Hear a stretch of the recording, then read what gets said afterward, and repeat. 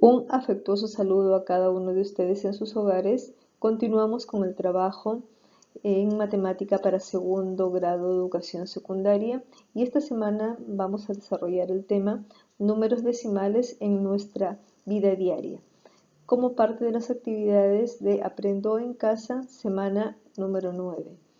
Mi nombre es Nancy Velasco y comparto el grado con la profesora Angélica Pérez Escobar. La competencia que corresponde desarrollar esta semana es resuelve problemas de cantidad.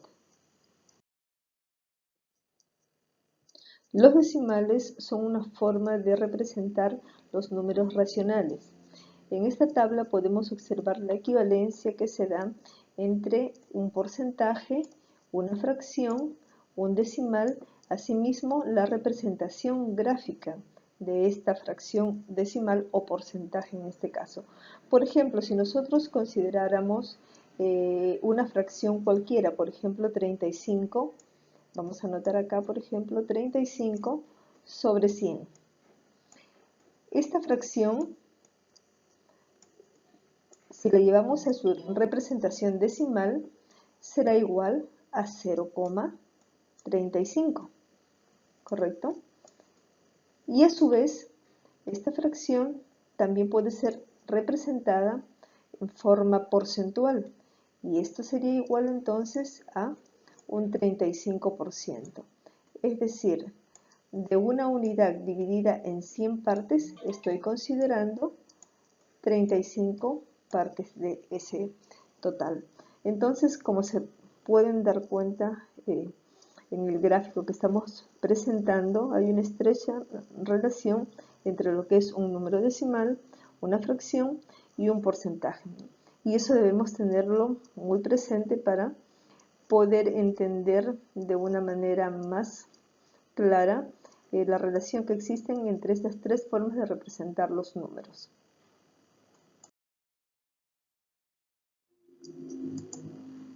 Vamos a iniciar resolviendo la primera situación de la página 47, que corresponde a la actividad propuesta en Aprendo en Casa para la semana 9, día 4. Dice así: Inés está entrenando para la maratón de su distrito. En la última práctica demoró 2,5 horas en recorrer el trayecto, es decir, 2 horas y media. ¿Cuál tendría que ser su nueva marca de tiempo si quisiera disminuir a la mitad? Bien, entonces acá tenemos pues a Inés entrenando para participar en esta maratón y la solución sería pues la siguiente. Si nos hablan de un tiempo de 2 horas y media en recorrer el trayecto y a su vez nos dicen que ella desea llegar a una nueva marca de tiempo, ¿cómo? Disminuyendo a la mitad. Entonces, lo que tendríamos que hacer es ese tiempo dividirlo en 2, ¿no? Y vamos a recordar lo siguiente, que se puede añadir un 0 a la derecha del dividendo, ya que no lo afecta, pero va a facilitar mucho el trabajo de división. Entonces aquí lo que vamos a plantearnos es añadir precisamente este 0 en esta parte derecha, ¿no? Para poder hacer la división de una manera más cómoda. Si yo tengo 2,5 es lo mismo que leer 2,50 o 2,500, es decir, los ceros a la derecha que se añaden después de la coma decimal no van a modificar el número en esencia. Un ejemplo práctico, ¿no? Imagínate que tuvieras 2 sobre 50 y lo quieres dividir entre tú y una persona X. Entonces a cada uno le va a corresponder simplemente 1,25, ¿no? El algoritmo de la división lo pueden observar acá. Por tanto, entonces, la nueva marca de tiempo que tendría que hacer sería de 1,25, es decir, 1 hora y cuarto, ¿no? Si inicialmente tardaba 1 hora y media, la mitad del tiempo sería 1 hora y cuarto. La situación 2 dice así: Ángel y Daniel aportaron dinero para montar un negocio. Ángel aportó 17.564 soles con 30 céntimos y Daniel aportó el resto. Si Ángel dio 4.874 soles con 50 céntimos más que Daniel, ¿cuánto dinero reunieron para hacer el negocio? Bien, entonces ahí tenemos a Ángel y a Daniel decididos a iniciar este negocio. Debemos analizar el problema y entender lo siguiente, que si Ángel ha dado esta cantidad más que Daniel, significa entonces que Daniel aporta menos. Por tanto, lo que nos interesa saber acá es el aporte de Daniel, pues ya conocemos precisamente lo que Ángel aportó, eso ya se sabe, pero no sabemos lo que Daniel ha dado. Entonces, sabemos simplemente que su aporte ha sido inferior al de Ángel. Por tanto, para poder calcular lo que aportó Daniel, debo restar este monto de Ángel con esta diferencia, ¿no?, entre los dos. Debo de recordar antes lo siguiente, que para sumar o restar decimales las comas deben estar alineadas. Entonces acá vamos a considerar este primer dato corresponde al aporte de Ángel y este segundo dato corresponde a la diferencia que hay entre ambos. Por tanto, al efectuar la resta vamos a obtener 12.689 soles con 80 céntimos. Ese sería entonces el aporte, en este caso de Daniel. Por tanto, ¿no?, tendríamos acá un resumen del aporte de cada uno. Ángel dio la cantidad inicial que ya la habíamos mencionado y el aporte de Daniel se obtuvo acá al efectuar esa resta. Aquí nos damos cuenta que la diferencia del aporte entre ambos es precisamente el monto que estaba acá inicialmente, de 4.874,50 céntimos. Si ustedes restan, van a obtener esa cantidad. Ahora, como a mí me interesa saber cuánto dinero han reunido para hacer el negocio, simplemente vamos a sumar. Y al efectuar esa suma, teniendo en cuenta siempre que las comas deben de quedar alineadas, ¿no?, vamos a obtener como resultado del aporte de ambos el siguiente monto, que es de 30.254 soles con 10 céntimos. Esa sería entonces la respuesta. El dinero que reunieron para hacer el negocio fue el monto que hemos mencionado.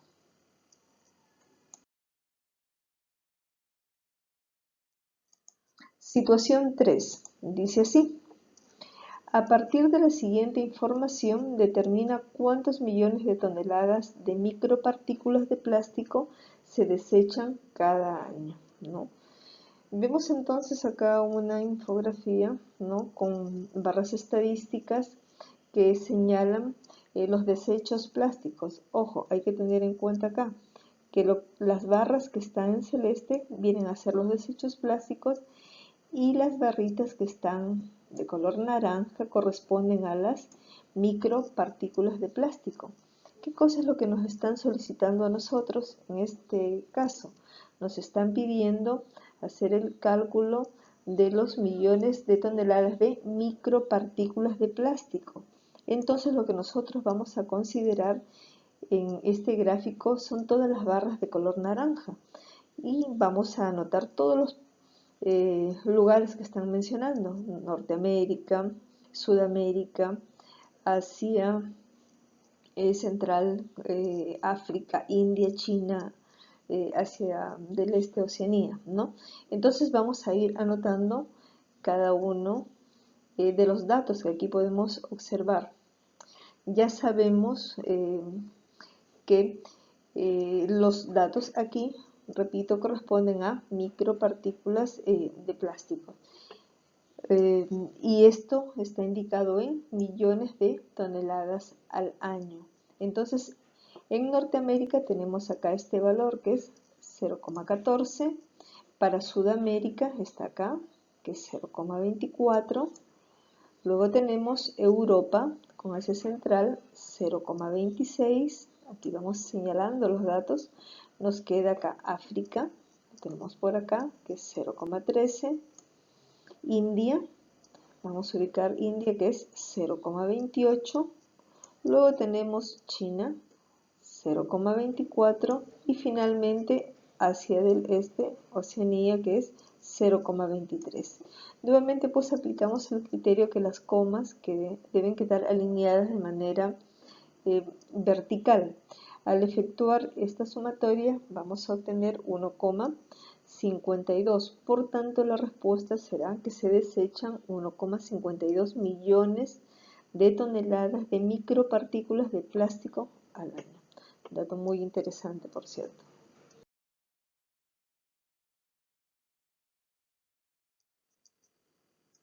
Situación 4. Dice así: una fábrica produce 132 litros de yogur diarios. Con 49 litros se llenan botellas de 0,25 litros, es decir, de un cuarto. Y con el resto que queda en el depósito se llenan botellas de 0,5 litros, es decir, medio litro. ¿Cuántas botellas de yogur se llenan en total? Bien, debemos de tener en cuenta lo siguiente, que el total de litros de yogur que se va a envasar son 132. Pero de estos 132 ya sabemos que 49 litros van a ser, se van a llenar en botellas de un cuarto. Lo que no sabemos es cuántos litros van a las botellas de 0,5 litros. Pero eso es muy fácil, ¿no? Para poder calcular los litros que van a ir a los depósitos más grandes, que tienen por capacidad medio litro, lo que vamos a hacer es restar, ¿no?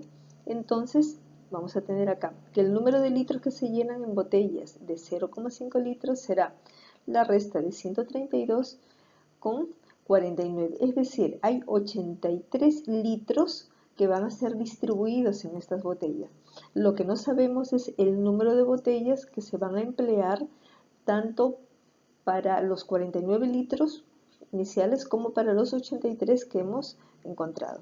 Para ello vamos a hacer lo siguiente: dividir la cantidad de litros entre la capacidad de las botellas, es decir, vamos a dividir los 49 litros entre las botellas de 0,25 de un cuarto y los 83 litros que hemos encontrado entre las botellas que tienen capacidad de 0,5, pues para poder determinar el número de botellas que se van a requerir en ambas situaciones. Bien, entonces, para dividir debo tener en consideración lo siguiente. Cuando tengo en el divisor un decimal, entonces para poder efectuar la división vamos a utilizar el siguiente proceso. Vamos a considerar este número que era entero ahora en una forma de representación decimal. Para ello le ponemos la coma y como acá observo que hay dos dígitos, esto entonces lo reemplazamos por dos ceros. Vemos que el número original no se alteró, pero ambas cantidades tienen la misma forma.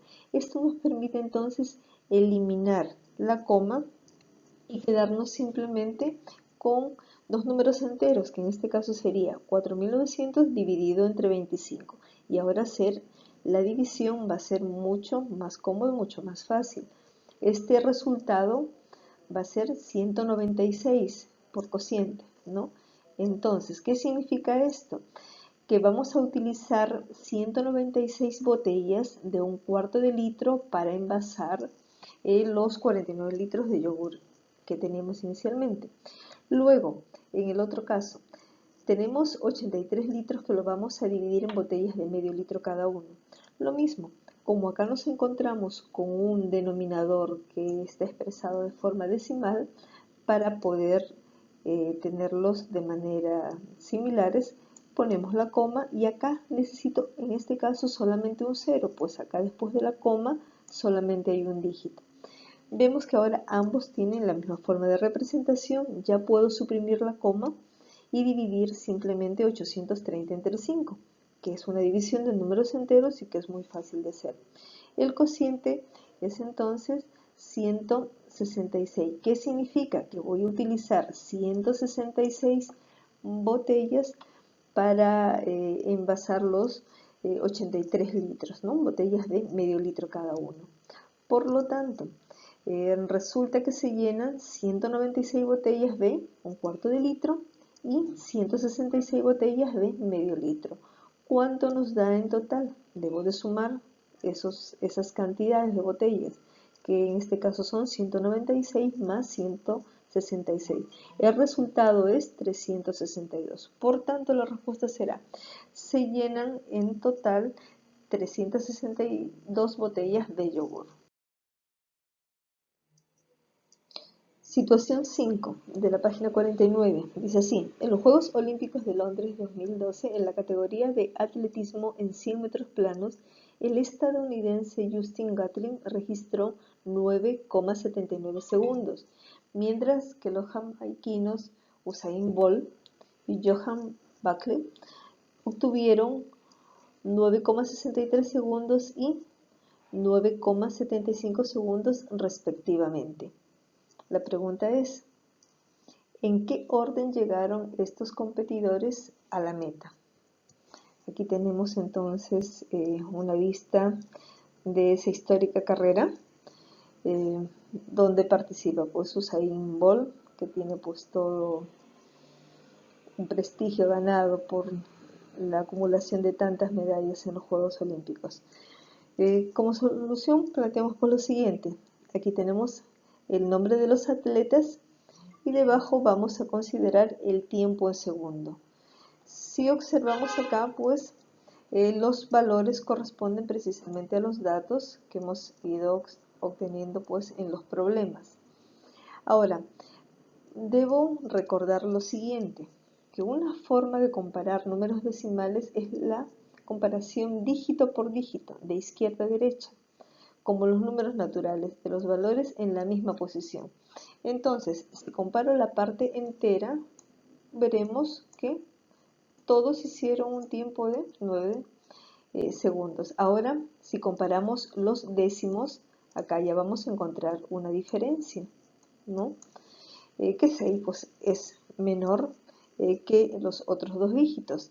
Y cuando quiero hacer la comparación entre estos valores, simplemente tendríamos que observar ahora el dígito de los centésimos. El orden entonces sería el siguiente. Ya sabemos pues quién gana la carrera. Es el que hace el menor tiempo. Y allí lo tenemos registrado. El menor tiempo corresponde a Usain Bolt, que es de 9,63 segundos. Luego seguiría Johan Buckley con 9,75 segundos y el tercer lugar le corresponde a Justin Gatlin. Por tanto, la respuesta es la siguiente. El orden de los atletas es Usain Bolt, Johan Buckley y Justin Gatlin en este caso. Listo. Ya tenemos entonces el problema 5 resuelto.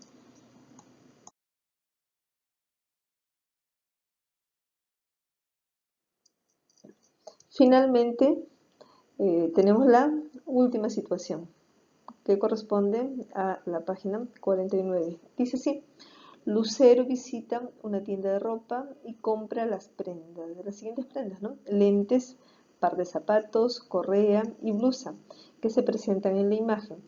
¿Cuál fue el monto pagado sin considerar el IGB? Ahí están las prendas que ha comprado y los costos de cada una de ellas. Ya podemos observar allí pues que los lentes costaron 65 soles con 50 céntimos, la correa 124 soles con 90 céntimos, los zapatos 50 soles, la blusa 79 soles con 90 céntimos. La solución pues es muy simple. Vamos a hacer un listado de todos los productos, en este caso son correa, lentes, blusas, zapatos, y le vamos a asignar a cada una de estas prendas los costos. Para sumar, nuevamente recordamos siempre que debemos alinear la coma decimal de manera vertical. Al efectuar la suma, tenemos como resultado 320,30.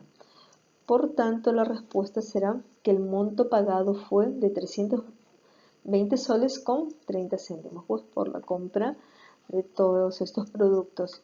Acá hay que tener en cuenta pues que no se está considerando el IGB. Ya sabemos que el IGB es de un 18% pues aplicado sobre los precios mostrados, pero en este caso no lo vamos a considerar pues el problema no lo está requiriendo.